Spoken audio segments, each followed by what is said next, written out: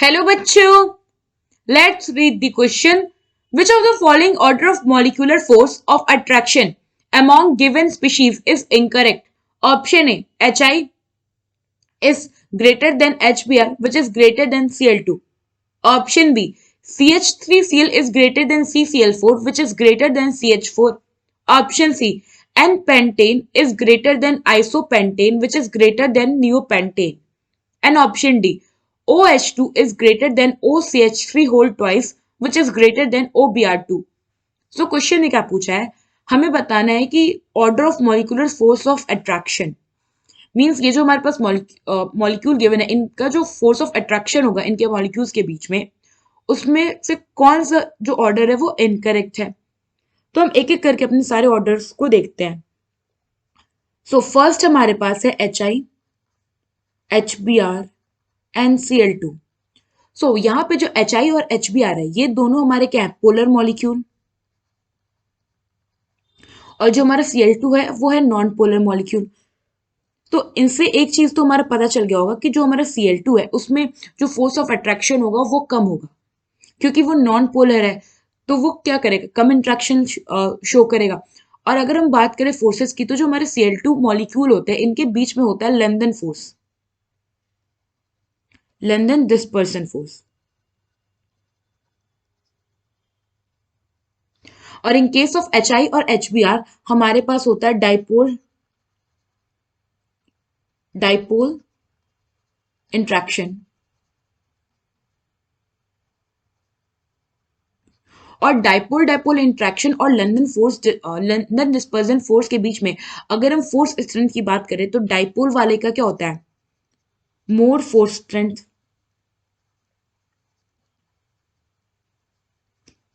Now अब इन दोनों के केस में HI और HBr के केस में कौन सा मॉलिक्यूलर फोर्स अट्रैक्शन ज्यादा होगा, ये डिटरमाइन करेगा हमारा मॉलिक्यूलर मास. तो होता क्या है कि जो मॉलिक्यूलर फोर्स ऑफ अट्रैक्शन है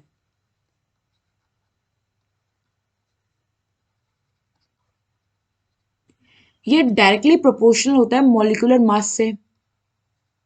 मतलब कि जो हमारा मॉलिक्यूल है उसका मास जितना ज्यादा होगा उसमें मॉलिक्यूलर फोर्स ऑफ अट्रैक्शन उतना ज्यादा लगेगा. सो यहाँ पे हमारा जो HI है इसका मॉलिक्यूलर मास क्या होगा, ज्यादा होगा कंपेयर विद HBr.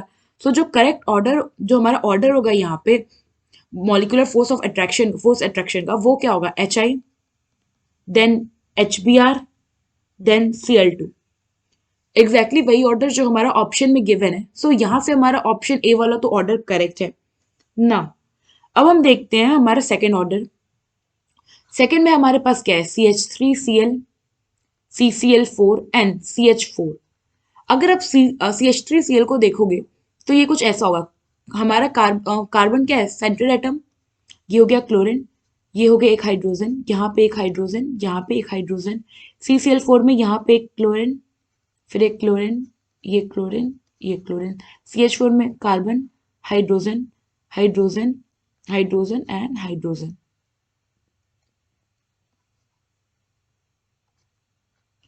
ना यहाँ पे देखो अगर आप, तो सारे के सारे जो हमारे हैं वो टेट्राहेड्रल हैं, क्योंकि कार्बन क्या है, कार्बन का वैलेंस इलेक्ट्रॉन होता है 4 और सब में इसने 4 बॉन्डिंग किया है ना.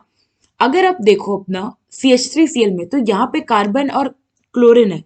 कार्बन और क्लोरीन के बीच का इलेक्ट्रोनेगेटिविटी डिफरेंस बहुत ज्यादा होता है. तो कार्बन पे अपना पार्शियल पॉजिटिव चार्ज आ जाएगा और क्लोरीन पे अपना नेगेटिव चार्ज आ जाएगा. CCl4 में भी कार्बन पे क्या होगा, पार्शियल चार्ज होगा और क्लोरीन पे नेगेटिव चार्ज होगा, क्योंकि इलेक्ट्रोनेगेटिविटी डिफरेंस ज्यादा है. बट यहाँ पे अगर आप देखो तो यहाँ पे जो नेट डाइपोल मोमेंट आएगा वो जीरो हो जाएगा, क्योंकि ये वाला क्या होता है, डाइपोल का मूवमेंट किधर होता है, पॉजिटिव से नेगेटिव. तो ये क्या करेगा, एक दूसरे को कट आउट कर देंगे. फिर एग्जैक्टली ये वाले क्या करेंगे, दूसरे को नलिफाई कर देंगे. तो ओवरऑल जो हमारा डाइपोल मूवमेंट आएगा वो जीरो हो जाएगा. इन केस ऑफ CH4 में भी जो हमारा डाइपोल मूवमेंट होता है वो जीरो होता है. कार्बन और हाइड्रोजन पे क्या होता है, इनके बीच का अगर इलेक्ट्रोनेगेटिविटी डिफरेंस देखो तो वो बहुत कम होता है. तो एक तरह से ये हमारा बेसिकली नॉन पोलर कंपाउंड की तरह एक्ट करेगा. CH3Cl जो होता है इसका जो डाइपोल मोमेंट होता है वो जीरो के इक्वल नहीं होता है. सो इसलिए इसका जो मॉलिक्यूलर फोर्स अट्रैक्शन होगा वो सबसे ज्यादा होगा. तो यहाँ पे मैंने CH3Cl का जो मॉलिक्यूलर अट्रैक्शन होगा वो ज्यादा होगा। उसके बाद कौन सा होगा हमारा CCl4, और सबसे कम होगा हमारा CH4 का। सो यहाँ हमारा बी वाला ऑर्डर भी करेक्ट है ना। अब हम देखते हैं हमारा थर्ड वन, तो हमारे पास क्या है, नियोपेंटेन। नियोपेंटेन होता है CH3, CH2, CH2, CH2 and CH3. This is neopentane. Isopentane हमारा होता है CH3, CH2, CH, CH3, यहां पे आ गया CH3। This is isopentane.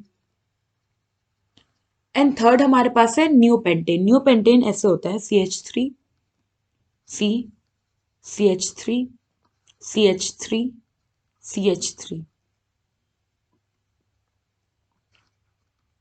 ये हो गया अपना न्यूपेंटेन।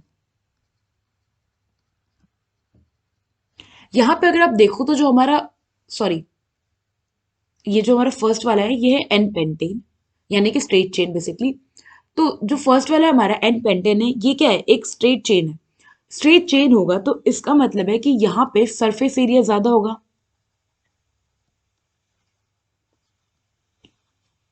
मोर सरफेस एरिया। वहीं अगर आप न्यू पेंटेन देखो तो ये एक स्फेरिकल जैसा आपको सर्कल स्ट्रक्चर दिखेगा, जिसमें ये क्या है, सरफेस एरिया कम है, लेस सरफेस एरिया। और जो हमारा आइसोपेंटेन है इसमें इंटरमीडिएट सरफेस एरिया होगा, अगर हम एन पेंटेन और न्यू पेंटेन से कंपेयर करें तो। ना सरफेस एरिया जितना ज्यादा होगा, इंट्रैक्शन उतना ज्यादा होगा, मोर इंट्रैक्शन। और लेस सरफेस एरिया होगा तो क्या होगा, लेस इंट्रैक्शन।